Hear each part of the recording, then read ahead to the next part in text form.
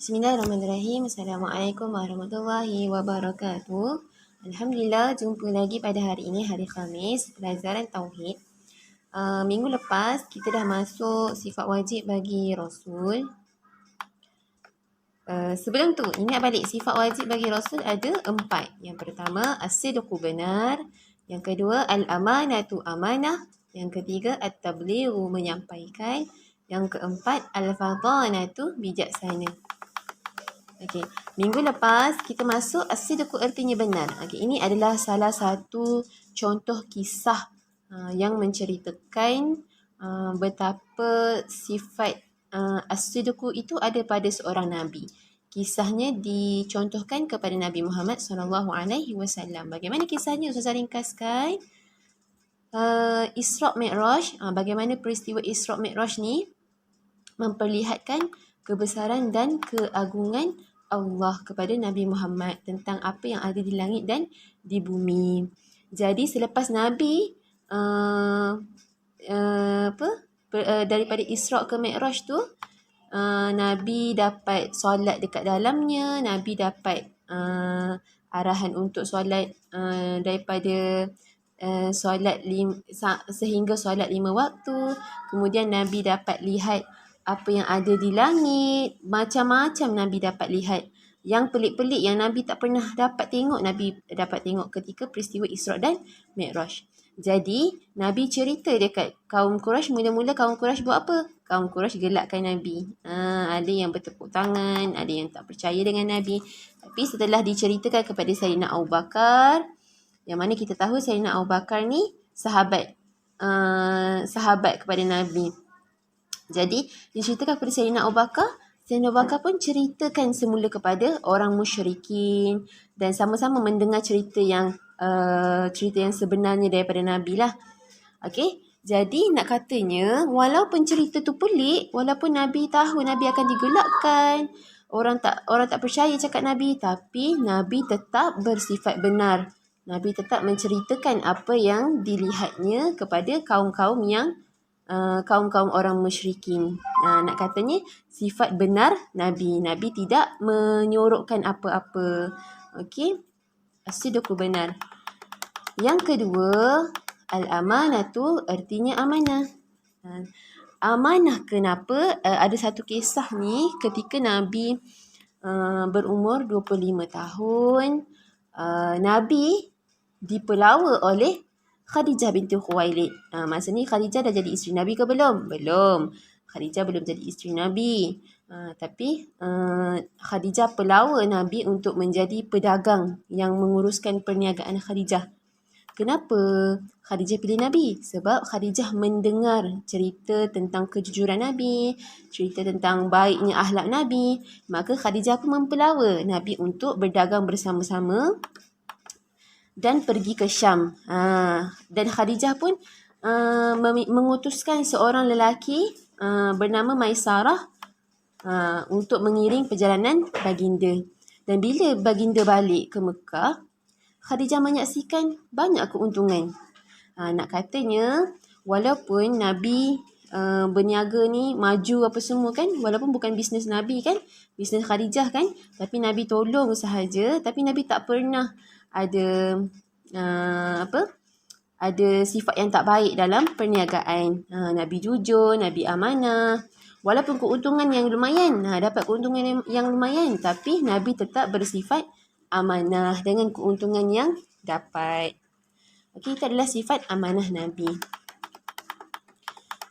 Baik, untuk hari ini, tajuk baru, at-tablighu artinya menyampaikan. At-tablighu artinya menyampaikan. Baik, Ustazah baca. Awak pun baca juga. Okey. Sewaktu Nabi Muhammad berumur 40 tahun qamari, iaitu semasa baginda beribadah di Gua Hira, Malaikat Jibril menyampaikan wahyu yang pertama kepadanya, iaitu surah Al-Alaq ayat 1 hingga 5, yang menyebabkan keguncangan jiwa baginda. Ialah Nabi tengah beribadah dekat Gua Hira, tiba-tiba ada orang yang Nabi tak pernah kenal. Ada malaikat datang, Nabi takutlah kan. sampai menggoncangkan jiwa baginda. Tapi itu adalah wahyu yang pertama lah, wahyu yang pertama turun. Dan setelah itu Nabi buat dakwah secara rahsia. Belum lagi buat dakwah secara terang-terangan. Tapi tidak lama selepas itu, ketika Nabi Muhammad telah tenang jiwanya dan bersedia untuk menerima wahyu, maka wahyu pun mula turun satu persatu. Dan yang pertama sekali turun setelah Nabi tenang ialah surah Al-Muddathir ayat 1 hingga 5. Setelah turunnya surah Al-Muddathir ayat 1 hingga 5, Nabi pun melakukan dakwah secara terang-terangan. Sebelum ni rahsia je. Masa turunnya ayat ini secara rahsia.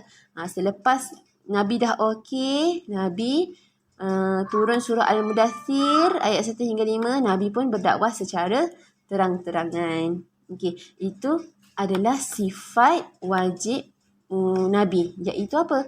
Menyampaikan.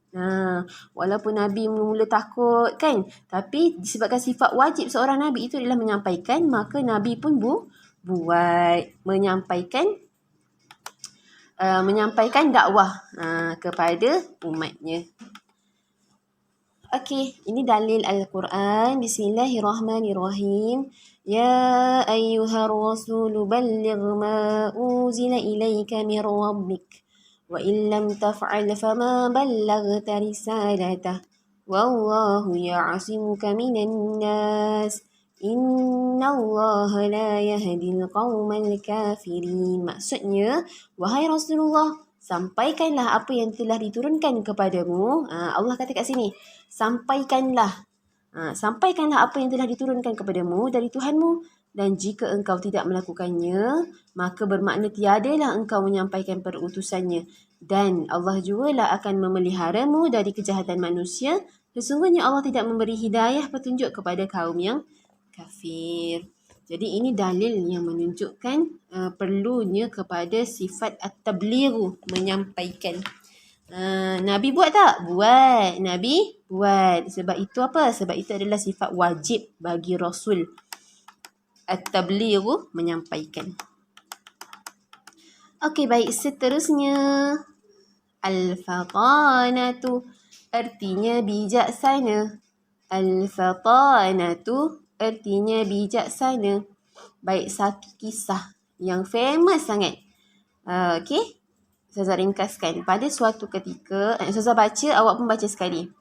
Pada suatu ketika, Mekah dilanda banjir yang menyebabkan kerosakan Kaabah. Penduduk Mekah bergotong royong untuk memperbaikinya. Ketua-ketua kabilah telah berselisih pendapat tentang siapakah yang layak meletakkan Hajarul Aswad ke tempat asalnya. Hajarul Aswad tu apa? Hajarul Aswad ni, gambar bawah ni. Ni Hajarul Aswad. Okey. Siapa yang dah pernah pergi sana, bolehlah jumpa dekat sana ni. Boleh jumpa ni kat sana ni. Ada lagi sekarang. Siapa yang dah pernah pergi, mesti dah pernah jumpa Hajarul Aswad ni. Okey, jadi bila dilanda banjir, maka berlaku kerosakan Kaabah. Jadi berlaku kerosakan juga kepada Hajarul Aswad. Jadi ketua-ketua kabilah ni maksudnya kumpulan-kumpulan.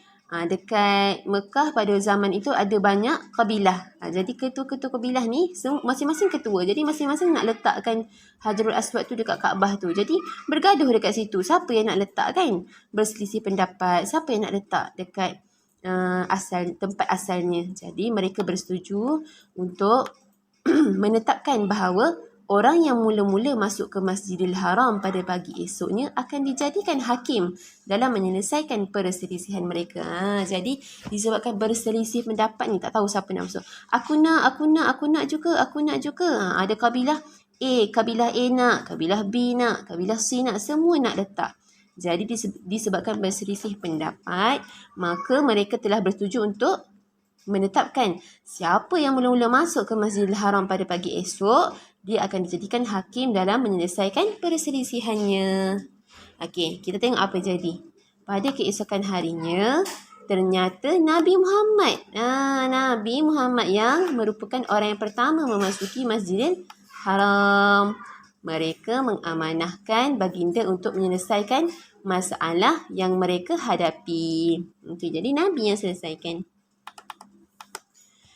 Macam mana cara Nabi selesaikan? Nabi Muhammad SAW membentangkan kain lalu meletakkan Hajarul Aswad di tengah kain tersebut dan mengangkatnya bersama-sama mereka. Bijak tak Nabi? Bijak sangat. Nabi letakkan kain, kemudian ni kain, kemudian Nabi letakkan batu dekat atas kain, kemudian Nabi minta mereka angkat bersama-sama.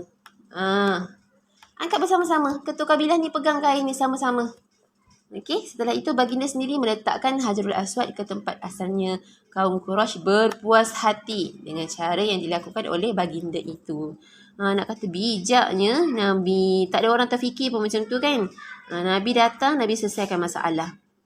Peristiwa tersebut membuktikan kebijaksanaan dan sifat amanah Rasulullah SAW.